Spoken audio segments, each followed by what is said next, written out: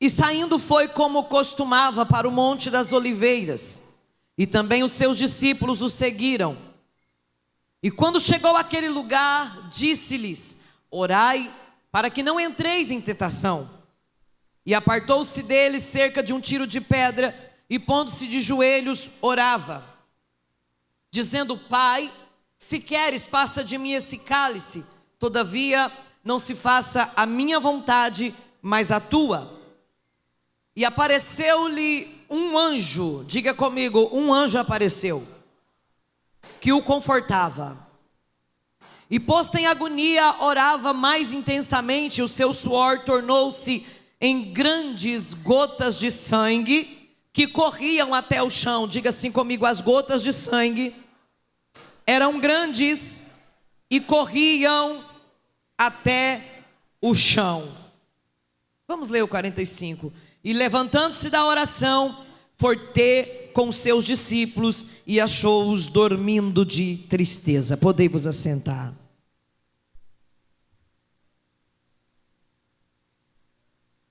Eu já disse para vocês, mas vou repetir que das muitas lições importantes que a gente aprende indo a Israel, uma delas é a que para Deus a geografia, o lugar, o ambiente importa.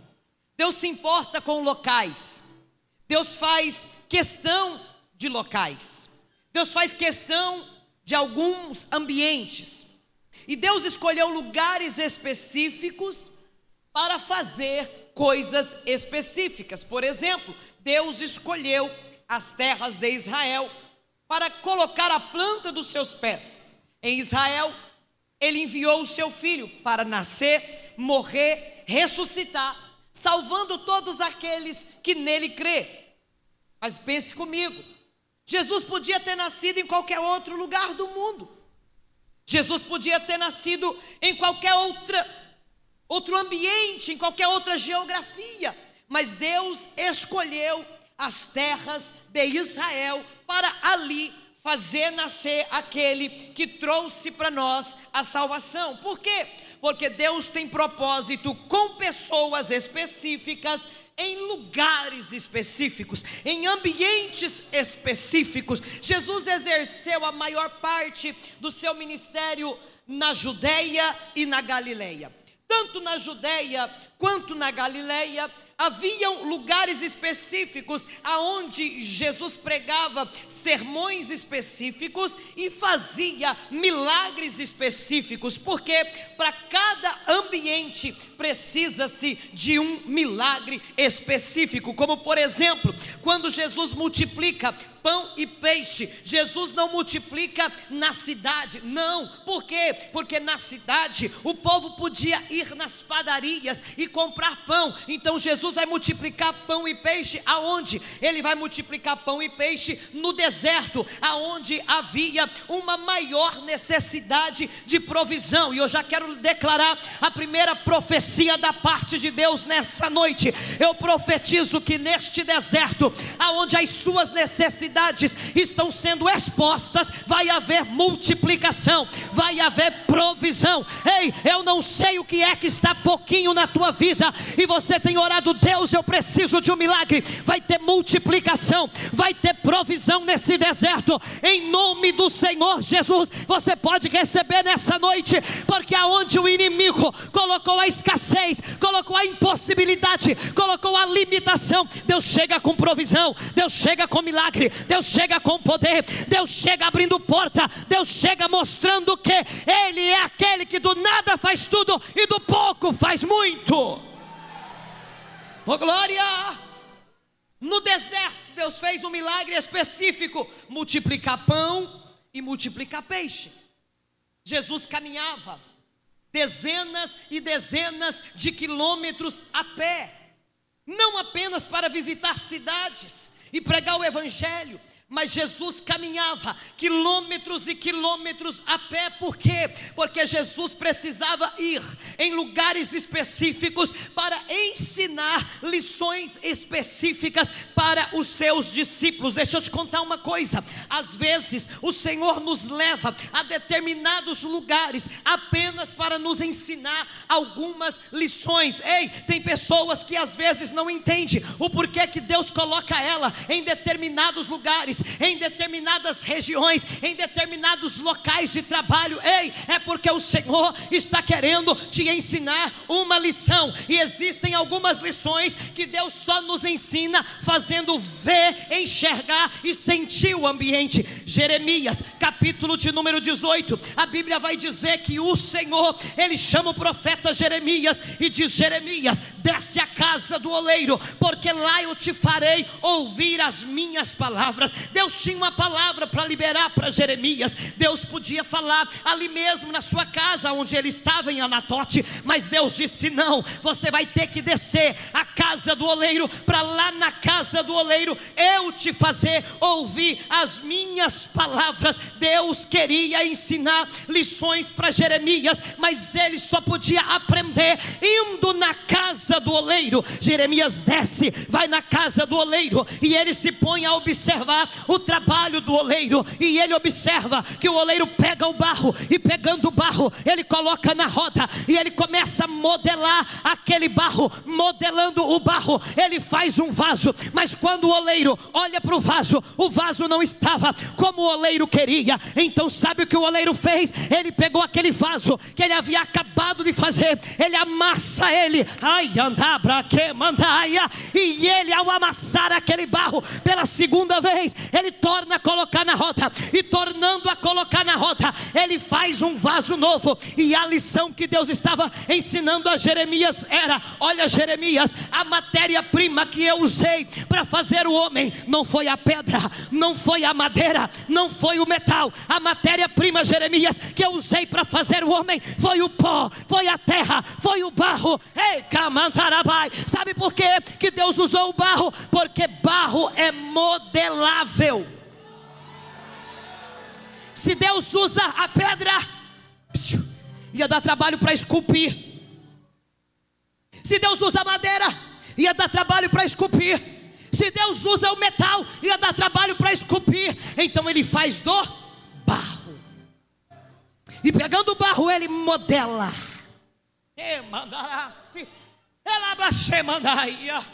Quando Deus chama Jeremias, Deus diz para Jeremias: Jeremias, não vai ser fácil pregar para esse povo. Eles vão te resistir, eles não vão querer te ouvir. E chegou um determinado momento do ministério de Jeremias que ele achava: ei filho, o som tá bom. E chegou um determinado momento da vida de Jeremias que ele já estava cansado de pregar para aquele povo, ele já estava cansado de profetizar para aquele povo, e eles não davam ouvido. Então Jeremias pensava: não adianta pregar, não adianta falar, esse povo não tem jeito, esse povo não muda, esse povo não se rende. Aí quando ele vai na casa do oleiro, ele entende o propósito, ele entende que o Senhor, o Deus Todo-Poderoso, ele pega o homem, e aquele homem que está endurecido de coração, não quer dar ouvido, não quer ceder, ele começa a amassar. Jeremias estava aprendendo uma lição: o barro é modelável. Então por isso o Senhor, Ele é o nosso oleiro. Ele é aquele que pega aquele homem, aquela mulher de coração endurecido, que não quer mudança, que não quer transformação, que não quer se converter, e Ele vai transformando. Eu vim dizer para você: Deus pode pegar o vaso defeituoso e fazer dele um vaso perfeito. Deus pode pegar um vaso todo rachado, um vaso todo estragado, e fazer dele um vaso perfeito. Tem lições que a gente só aprende observando de perto. Quando Jeremias termina de ver todo o processo, Deus chega e lhe dá a palavra e diz: assim sois vós na minha mão, como o barro é modelável na mão de um oleiro, assim é o meu povo na minha mão. Então deixa eu te falar uma coisa: quando você vê alguém que está sendo usado por Satanás, quando você vê alguém que tem uma dura cerviz, que não se rende diante do Senhor, que está com arrogância lá em cima, que está com a petulância lá em cima, entrega na mão do oleiro, coloca na mão do oleiro, coloca na mão do oleiro, porque na hora certa ele vai amassar, ele vai tocar, ele vai transformar. Então não diga não tem jeito, então não diga o fulano não muda, então não diga essa pessoa não presta. Sabe por quê? Porque Deus pode pegar esse vaso rachado que está aí do teu lado e fazer dele um vaso precioso, e fazer dele um vaso mais que Deus está falando para pessoas aqui nessa noite: você não tem noção do que eu posso fazer na tua vida, você não tem noção do que eu posso fazer na tua família, você não tem noção do que eu posso fazer na sua casa, você não tem noção do que eu posso fazer contigo. Assim como o oleiro pega o barro, modela, assim faço eu, diz o Senhor. Levanta a mão que eu profetizo nessa noite, debaixo de uma autoridade profética que está tomando todo esse lugar. Sabe aquela pessoa que você acha que não tem jeito? Deus manda dizer: vou transformar. Deus manda dizer: vou modelar. Deus manda dizer: vou tratar. Deus vai libertar quem você acha que nunca vai abandonar aquele vício maldito. Deus vai tirar do cativeiro aquele que está sendo atormentado pelo diabo. O oleiro está aqui nessa noite e ele está dizendo: eu transformo o barro velho em vaso perfeito. Não desanima de orar por aquela pessoa por quem você tem clamado. Não desanima de pedir a Deus pela libertação, pela transformação. Sabe por quê? Porque o Senhor é aquele que pega aquele que não é nada, aquele que não vale nada, e faz ser tudo, e faz valer tudo. Ei, aonde passa a mão do oleiro, fica marca, ei, fica impressão digital. E sabe por quê você tem valor? É porque a impressão digital do oleiro está impregnada em você. Sabe por quê? Tem pessoa que olha para você e diz: é crente? Ai, decandarai. Você não precisa nem se identificar. Alguém olha e já pergunta: é crente? É crente. Sabe por quê? É porque quando alguém olha para você, as impressões digitais do oleiro tá visível, tá visível. As impressões dele tá visível, está em você. Quem tem a marca, quem tem aí a impressão digital do oleiro em ti, onde calabamanda. Aí as pessoas olham e reconhecem Deus em você, tem impressão digital dele em você. Por quê? Porque ele já te amassou, ele já te transformou, ele já te pegou. Aí fica fácil as pessoas olhar e te reconhecer como filho de Deus. A impressão digital dele está em você.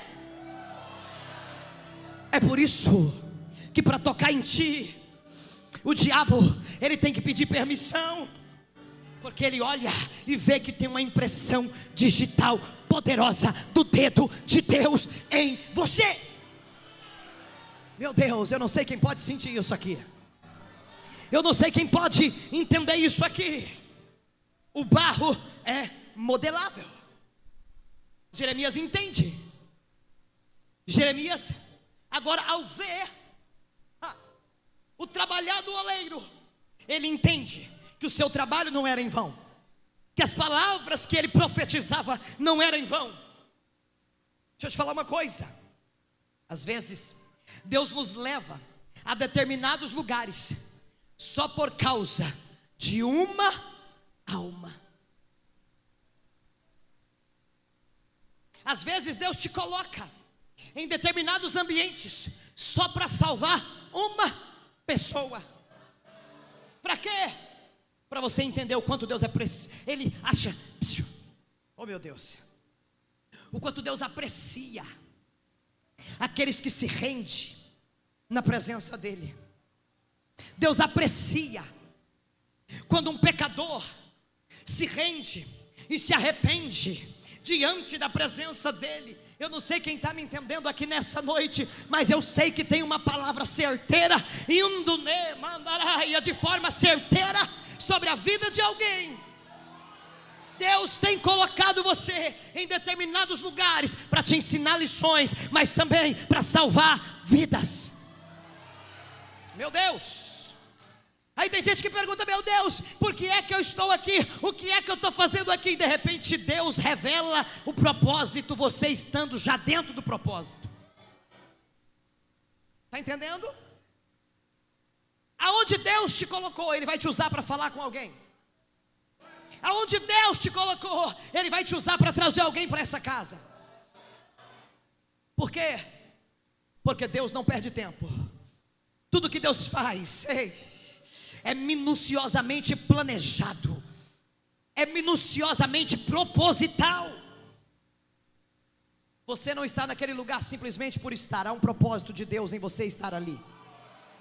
Você não está aqui nessa igreja simplesmente por estar. Há um propósito de Deus você estar aqui exatamente nessa noite. Deus tem um propósito com você nesse lugar. Deus tem um propósito com a tua vida nessa casa de oração. Deus tem um propósito com você aqui. Nas regiões da Judéia e da Galileia, foram regiões específicas aonde Deus estabeleceu para Jesus cumprir o seu ministério.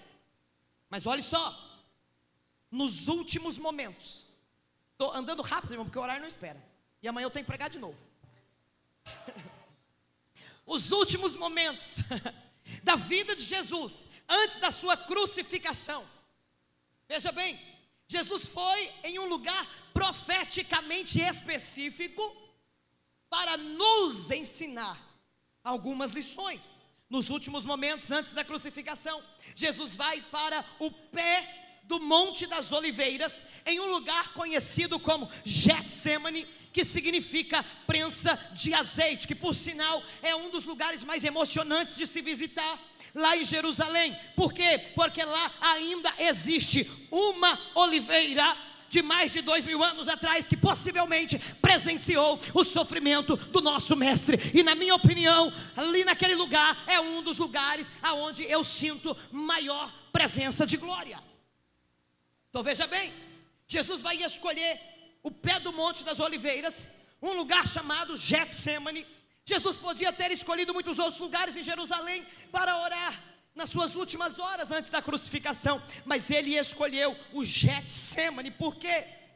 Porque aquela localização trazia uma mensagem específica ao mundo espiritual. Ali no Getsemane, veja só, as azeitonas eram colhidas e levadas a uma prensa para dela se extrair o azeite da oliva. Então Jesus, ele vai passar as suas últimas horas aonde? Na fábrica de azeite, no lugar aonde a oliveira era, a oliva era prensada, machucada, esmagada, para dela se extrair o azeite. Porque se a oliva, porque se a oliva não for esmagada, não se extrai dela o seu azeite. Ela precisa ser esmagada. Diga comigo: a oliva precisa ser esmagada.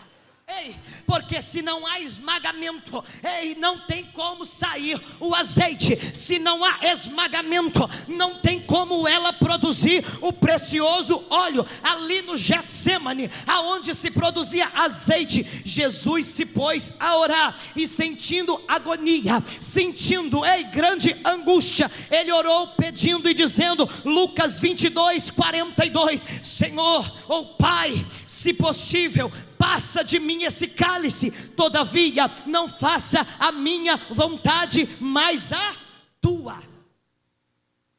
Eu sempre digo que Getsemane é o lugar de alinhamento. Alinhamento por quê? Porque a vontade do filho era qual? Era que passasse dele o cálice. Mas a vontade do pai era qual? Era que ele bebesse do cálice. Então naquela hora, Jesus faz uma oração de alinhamento. Jesus fez 3 vezes essa oração, e ele disse, Pai, se possível, passa de mim esse cálice, mas eu quero estar alinhado com a tua vontade. Então não faça a minha, faça a sua. Por quê? Porque a vontade do Senhor, ela ela é boa, ela é agradável e ela é perfeita. Eu não sei o que você está passando agora, mas eu quero te dizer que se você está debaixo do plano de Deus, da vontade de Deus, é só se preparar para a vitória, porque a vontade de Deus, ela é boa, ela é agradável e ela é perfeita. Ai pastora, mas eu estou sendo esmagado, eu estou sendo moído. A vontade do Senhor, ela é boa, é agradável e é perfeita, e agradou o Senhor moê-lo.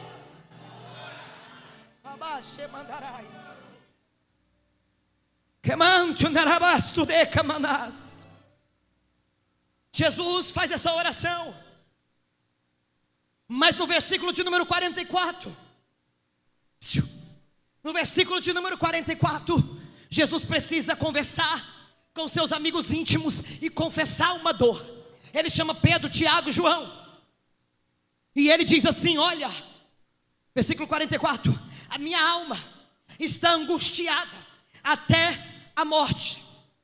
Jesus, ele estava sendo esmagado pelos nossos pecados, então ele vai declarar: olha, a minha alma está angustiada até a morte. Assim como a oliveira, ao ser prensada, ao ser esmagada, ela soltava o seu azeite. Ao ser prensado, ao ser esmagado, a palavra do Senhor vai dizer que Jesus começou a suar grandes gotas de sangue. Era o azeite sendo extraído.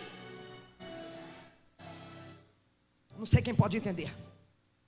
Entenda o profético desse ambiente que Jesus escolheu. Quando as azeitonas, elas eram levadas para se extrair o azeite, ela passava pelo seguinte processo. Primeiro, a azeitona, ela era prensada. Ela era prensada por uma grande pedra redonda. E ao ser prensada, na primeira prensa, ficava-se uma massa da carne da azeitona com o caroço. Ficava-se uma massa, e dessa massa escorria-se o primeiro azeite. Esse azeite era chamado de azeite da primícia, ou de azeite do templo, porque o primeiro azeite que se extraía, ele era levado para o templo, para duas coisas: para acender o fogo da menorá e para ungir reis e sacerdotes. Aí pegava-se aquela massa e passava novamente na prensa. Essa segunda prensa, o azeite que se extraía de lá, ele poderia ser usado para alimento. Vai gravando aí para você entender a revelação. Depois dessa segunda prensa, vinha uma terceira prensa. Na terceira prensa, o azeite que saía dela podia ser usado para curar feridas, e também para colocar nas lamparinas, para alumiar a noite escura do povo. Na quarta prensa, o azeite que era extraído, ele podia ser utilizado para fazer sabão, porque ele já saía cheio de bagaço, então se fazia com ele sabão. Então Jesus estava ali no Getsêmani, sofrendo grande angústia, assim como uma azeitona que era espremida, ele estava sendo prensado. Agora pega a revelação. Na primeira prensa, Jesus suou grandes gotas de sangue, e como lemos, essas grandes gotas de sangue, elas derramou pelo chão e se escorreu pela terra. Esse sangue que Jesus verteu ali no Getsêmani, ele é chamado de sangue da primícia. Era o sangue que foi levado para o templo, é o sangue que foi levado para a nossa redenção. Jesus sendo espremido ali, para quê? Para que eu e você pudéssemos estar aqui nessa noite. Na segunda prensa, naquela segunda prensa, Jesus se tornou o nosso alimento. Eu sou o pão vivo que desceu do céu. Então na segunda prensa, Jesus derrama mais sangue, e o sangue da segunda prensa é alimento para a nossa vida. Jesus se tornou o nosso alimento. Na terceira prensa, oh meu Deus, Jesus verte sangue novamente, e nessa terceira prensa, o sangue que Jesus verteu, ele é cura para as nossas feridas, mas ele também é luz para o nosso caminho, Ele alumia a nossa caminhada. Eu não sei quem pode sentir essa presença, eu não sei quem pode sentir essa glória. Jesus disse: eu sou a luz do mundo, aquele que andar em mim, não andará em trevas. Quem crê em Jesus, quem crê em Jesus, aquele que crê em Jesus, jamais andará em trevas. Na quarta prensa, Jesus derrama novamente o seu sangue, e esse sangue, ele se torna o que?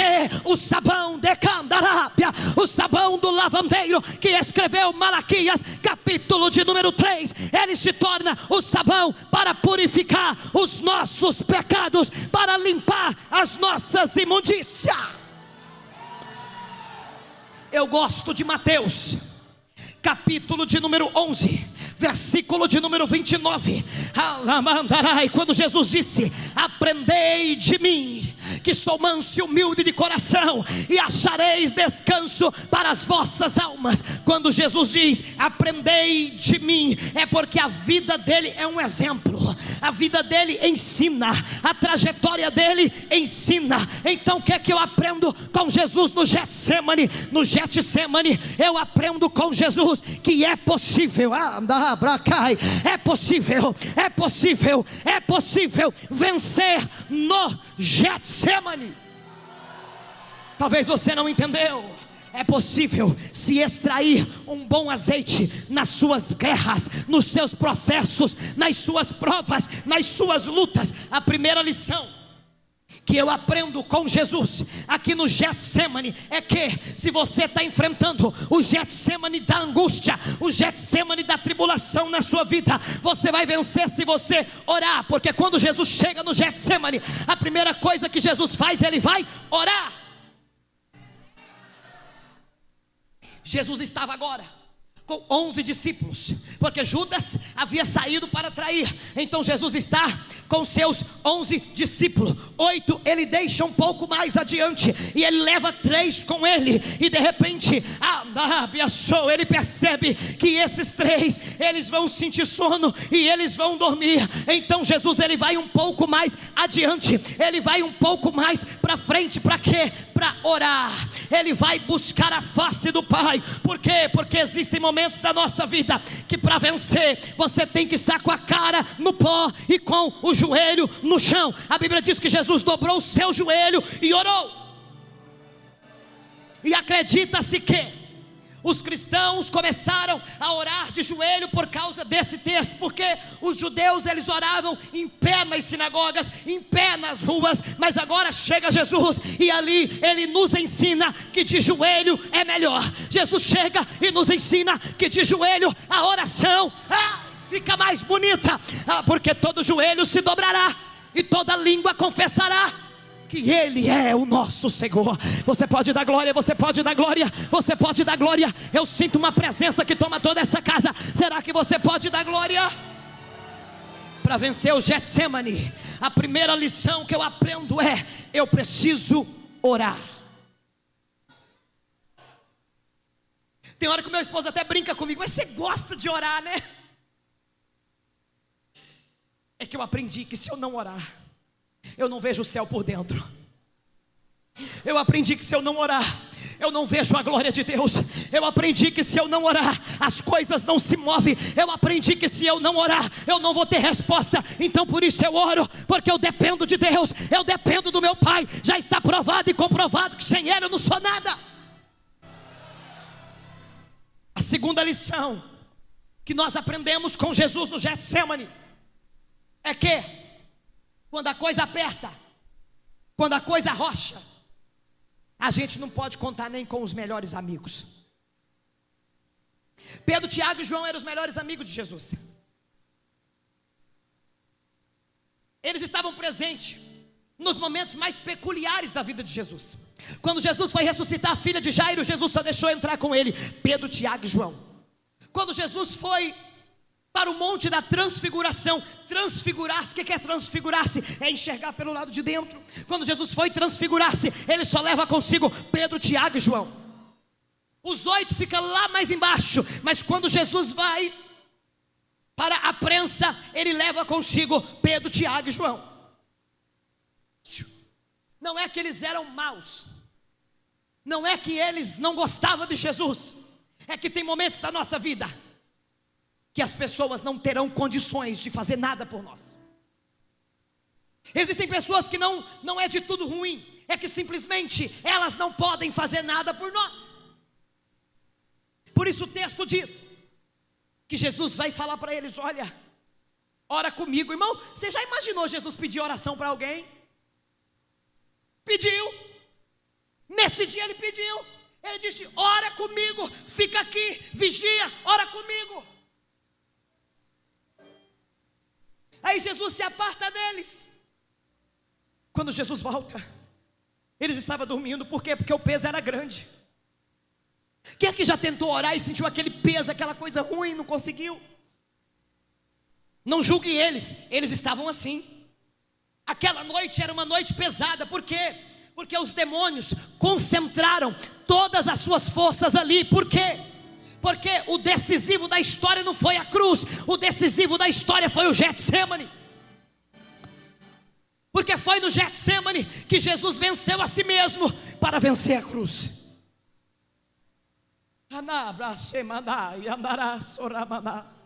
Então o Getsemane de Jesus nos ensina que às vezes ninguém poderá nos ajudar, não poderemos contar com ninguém dessa terra. Mas deixa eu te contar uma coisa: aquilo que Deus não muda, Ele te dá graça para aguentar, Ele te dá graça para suportar. E lá estava o Pai dando ao Filho graça para aguentar, graça para suportar. Eu profetizo nessa noite: Deus te dá graça para aguentar aquilo que não pode ser mudado. Deus te dará graça, você vai ter graça para aguentar, você vai ter graça para suportar.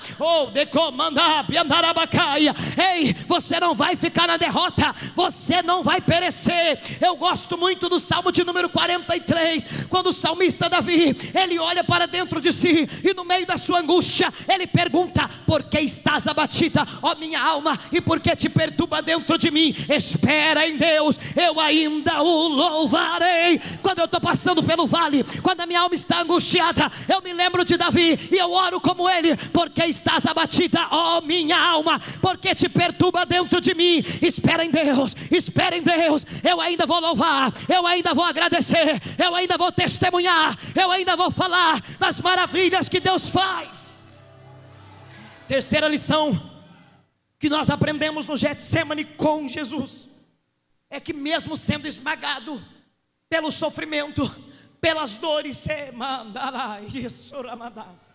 é melhor obedecer. Você está sendo esmagado, mas está em obediência, fica aí. Porque se você está sendo esmagado em obediência, oh meu Deus, fica tranquilo, vai sair o melhor azeite, vai sair o azeite precioso, nada vai ficar como está, vai ter mudança, vai ter transformação. Você não vai sair desse Getsemane do mesmo jeito que você chegou, você não vai sair desse Getsemane com esta angústia com que você entrou. Se você está sendo esmagado, mas está em obediência, fica aí. É melhor sofrer obedecendo do que sofrer em desobediência, porque se você sofrer obedecendo, vai ter recompensa, e se você sofre em desobediência, você não colhe nada mais. Quarta e última lição que eu aprendo no Getsemane, é que diante da dor, diante do esmagamento, diante dos amigos que não podem suportar a sua dor, Deus envia um anjo para confortar. No Getsemane tem pressa, no Getsemane tem abandono, no Getsemane tem dor, mas no Getsemane também tem conforto. Eu profetizo conforto nesse Getsemane que você está enfrentando. No Getsemane tem conforto. Lucas 22, 43. E desceu um anjo do céu e o confortava. Sabe o que é isso? É Deus dizendo: mesmo que todos te abandonam, eu ainda permaneço contigo. Pode todos te deixar, pode amigos te abandonar, pode quem quer que seja virar as costas para você, mas o meu anjo vai estar lá para te confortar, o meu anjo vai estar lá para te ajudar, o meu anjo vai estar lá para te socorrer. Meu Deus, talvez o seu Getsemane é um casamento destruído. Talvez o seu Getsemane é um filho no vício. Talvez o seu Getsemane é um caos financeiro. Talvez o seu Getsemane é uma depressão que não quer ir embora. Talvez o seu Getsemane é o diagnóstico de um câncer na vida de quem você ama e não quer perder. O seu Getsemane pode ser a angústia, a dor, a opressão que você está enfrentando hoje, porque todos nós passamos por um Getsemane. Não tem ninguém melhor que ninguém. Todos nós passamos por um Getsemane, por uma situação que nos faz sentir como se nós estivéssemos sendo esmagados, prensados.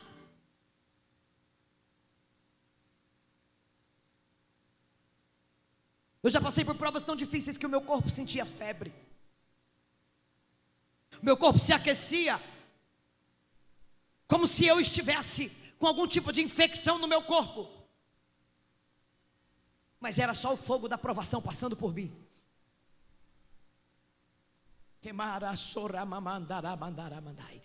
Teve dias que eu sentia angústias tão terríveis a ponto de não desejar a vida. Era o meu Getsemane.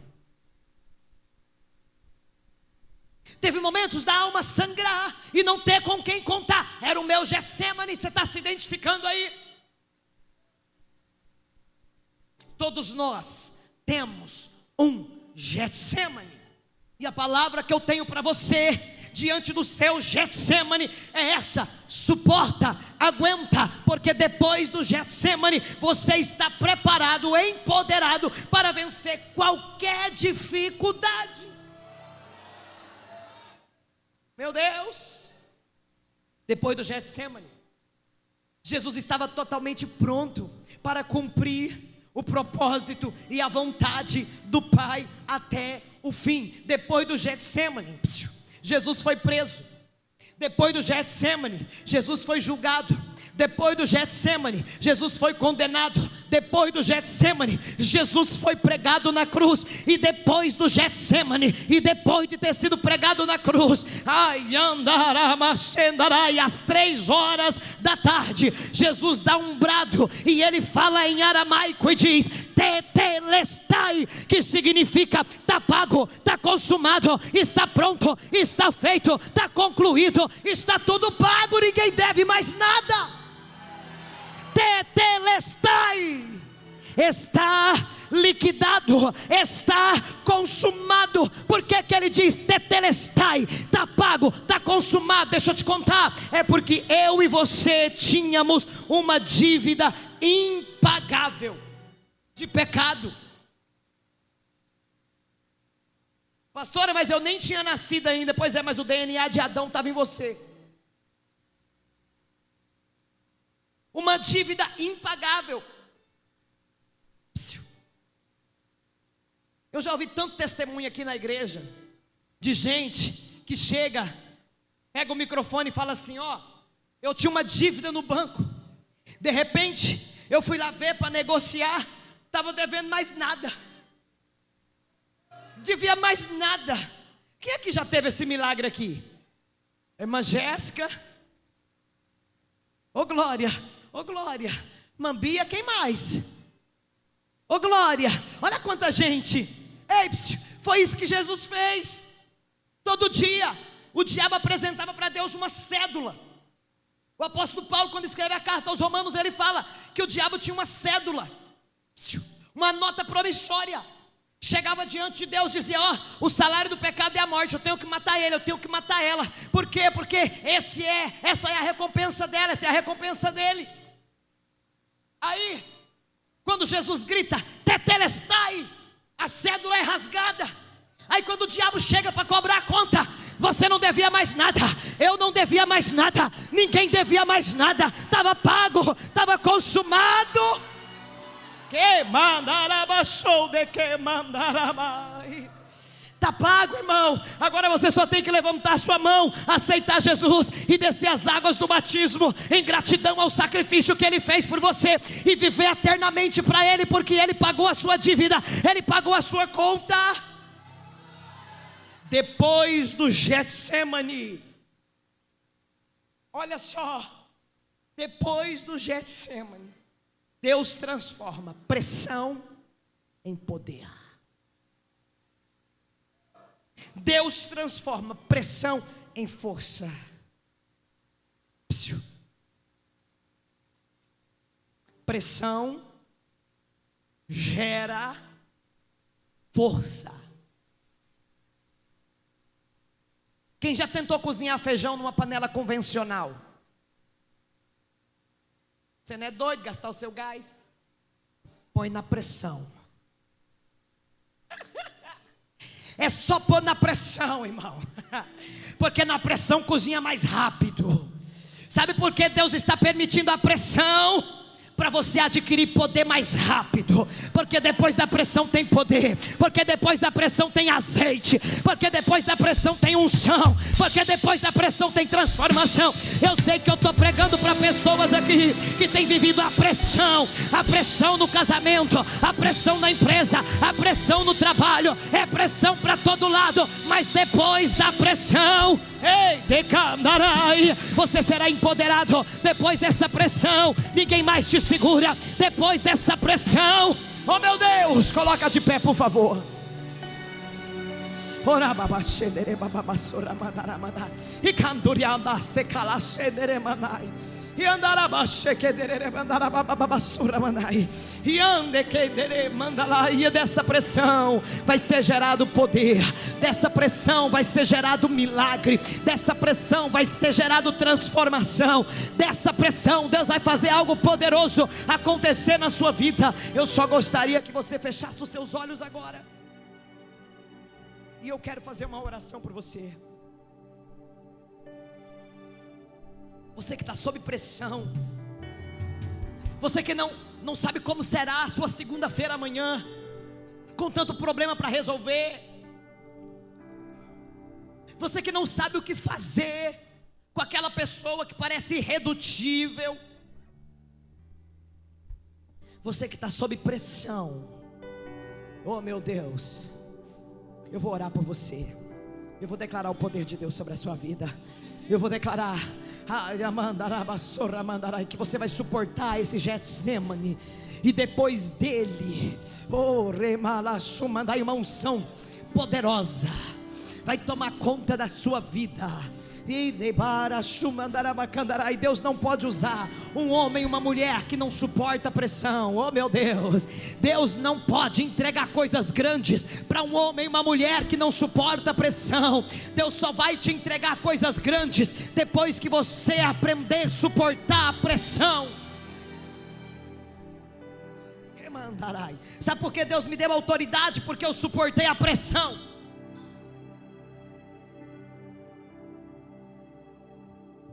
Irmão Genisley, um oficial de carreira, por quê? Porque suportou pressão.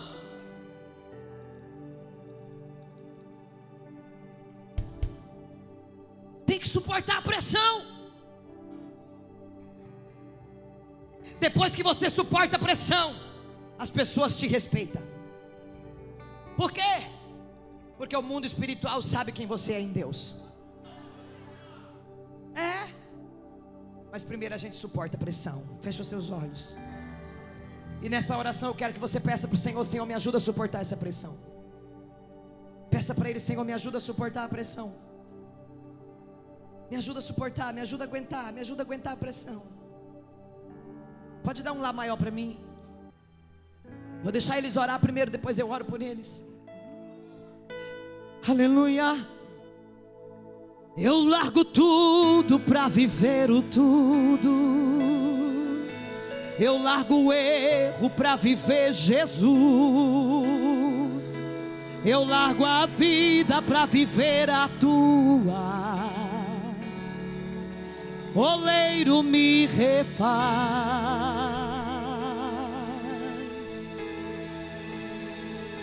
Eu largo tudo para viver o tudo. Eu largo o raso para ir mais profundo. Te busco como o ar que preciso respirar. E quebra-me quantas vezes quiser, porque eu aguento a pressão. Então me refaz,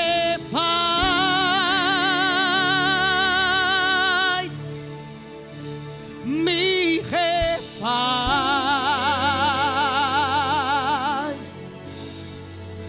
me refaz. Me ensina a ser como tu és, Jesus. Eu largo tudo para viver o tudo. Eu largo o erro para viver Jesus. Eu largo a vida para viver a tua. Oleiro me refaz. E Ele está refazendo os vasos dele aqui nessa noite. Eu largo tudo para viver o tudo. Eu largo o raso para ir mais profundo. Te busco como o ar que preciso respirar. E quebra-me quantas vezes quiser. Então me refaz,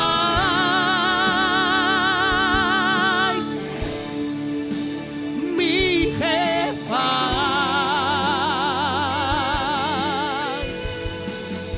me refaz.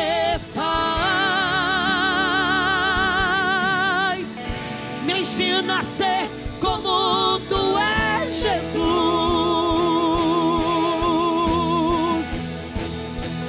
Ainda que dou, eu quero ser moldado. Ainda que dou, eu quero ser curado. Vai gerando marcas que teve o Cordeiro. Eu largo meu eu para ser transformado. Ainda que dou, eu quero ser moldado. Ainda que doa, eu quero ser curado. Vai gerando marcas que teve o Cordeiro. Eu largo meu eu para ser transformado. Me refaz, oh, aleluia. Me refaz,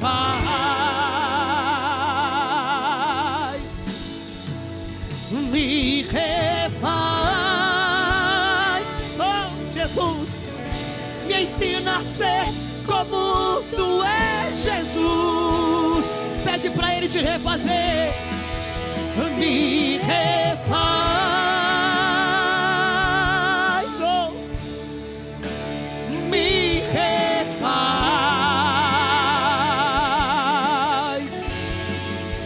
e me refaz, oh Jesus. Me ensina a ser como tu és, Jesus. Eu quero ser, oh aleluia, Senhor amado, como um vaso nas mãos do oleiro. Quebra minha vida e faça de novo. Eu quero ser, eu quero ser um vaso novo. Então me refaz, aleluia, me refaz